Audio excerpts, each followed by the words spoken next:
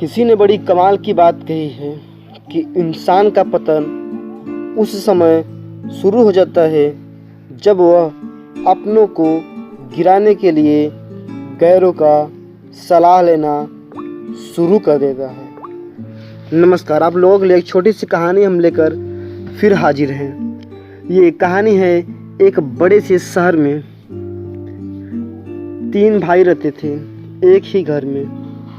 ये तीनों तो साथ ही रहते थे, लेकिन तीनों में किसी का कोई मतलब नहीं था। एक दूसरे का कोई दुख सुख से कोई लेना देना नहीं था। तीनों अपनी ही दुनिया में खोए हुए थे।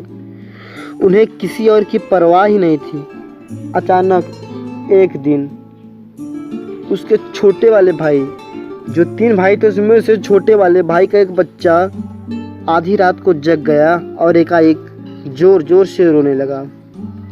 उसने सिर में काफ़ी दर्द था, जिसकी वो शिकायत अपनी माता से करने लगा।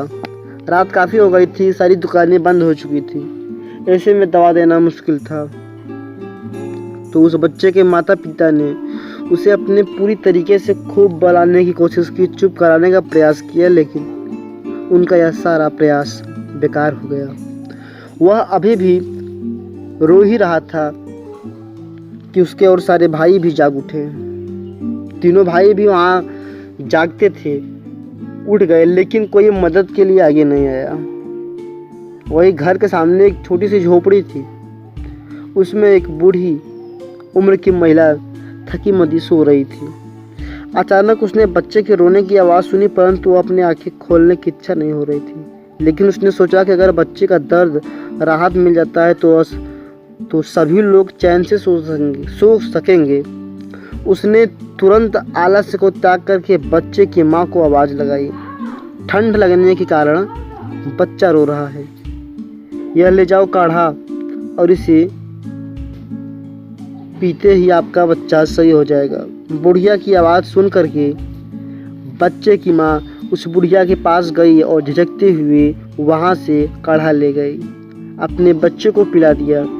काढ़ा पीने के कुछ ही देर बाद वह बच्चा खुश हो गया और चैन से सो गया।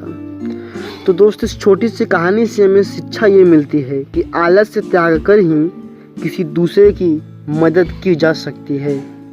यह जिंदगी बहुत है छोटी, इसे आलस्य नहीं गुजारना चाहिए, बल्कि इस जीवन का सदुपयोग करना चाहिए। साथ ही हमें परोपकार के गुण को भी नहीं भूलना चाहिए। जब किसी भी परोपकार करने का हमें मौका मिले तो हमें खुद से भी उस व्यक्ति की सहायता करनी चाहिए। तो दोस्तों, ये आपको कहानी कैसी लगी इसे कमेंट में करके बताइए, और चैनल पे नए हो तो चैनल को प्लीज़ सब्सक्राइब करिए।